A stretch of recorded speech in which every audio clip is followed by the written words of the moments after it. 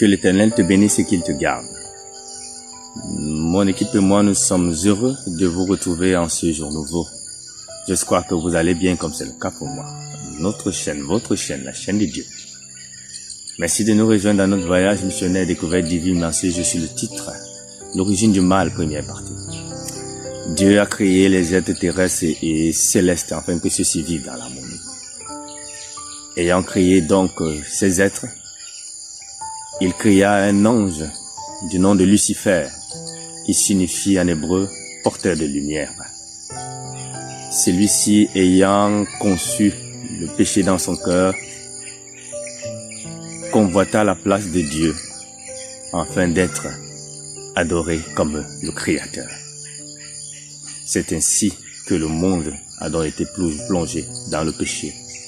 Voyons donc que le péché a commencé à partir du ciel et s'est retrouvé sur la terre. Nous sommes dans le livre d'Ézéchiel chapitre 28, versets 14 et 17. Il est écrit: Tu étais un chérubin protecteur aux ailes déployées. Je t'avais placé et tu étais sur la sainte montagne de Dieu. Tu marches au milieu de pierres étincelantes. Ton cœur s'est élevé par ta beauté et tu as corrompu ta sagesse par ton éclat.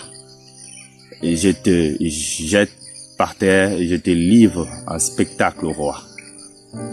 Oui, Dieu expulsa Satan du ciel parce qu'il a commencé sa rébellion au ciel afin de pouvoir entacher le caractère d'amour de Dieu et sa loi.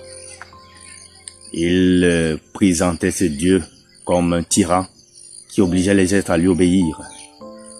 Alors Dieu va l'expulser alors qu'il pouvait l'exterminer. Tout simplement parce qu'il fallait que les êtres célestes comme terrestres voient quel était réellement le dessein de Satan.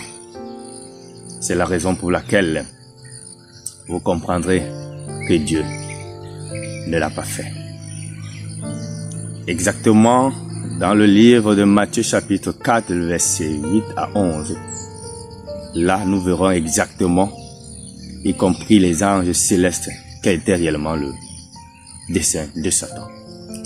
Il est écrit: Et le diable le transporta encore sur une montagne très élevée, lui montra tous les royaumes du monde et leur gloire et lui dit: Si tu te prosternes et m'adores, je te donnerai toutes ces choses.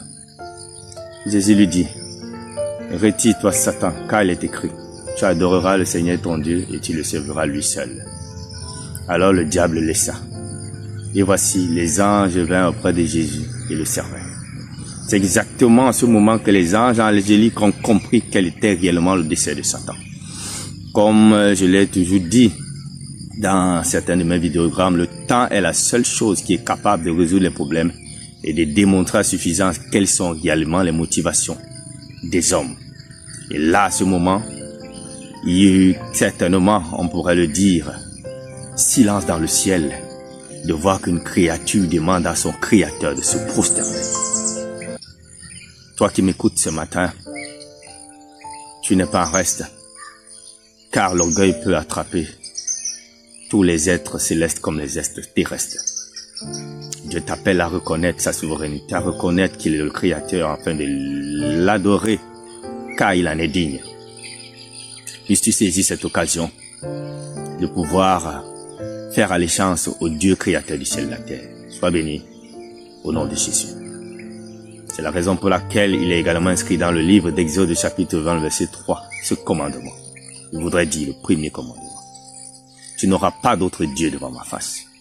Oui, le Dieu du ciel, le seul vrai Dieu qui mérite l'adoration, qui mérite l'allégeance, qui mérite la soumission, car sa loi est une loi d'amour qui a été donnée pour que les êtres célestes comme terrestres puissent vivre dans l'harmonie.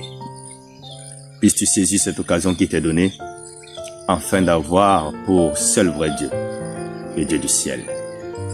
Que les arbres, que les pierres qui ne parlent et ne sentent pas, qui ne voient pas, que les ancêtres qui n'existent pas, que les statues ne soient pas remplacées par le Dieu créateur et même encore, même l'un de tes enfants les plus intelligents, car il y a des parents qui ont pour Dieu leurs enfants. Puisses-tu saisir l'occasion véritablement d'entrer dans cette relation d'alliance et de faire allégeance et d'adorer le vrai Créateur du ciel et de la terre. Sois béni, toi qui m'écoutes en cette matinée. Merci de nous avoir suivis. À bientôt par la grâce de Dieu. Shalom.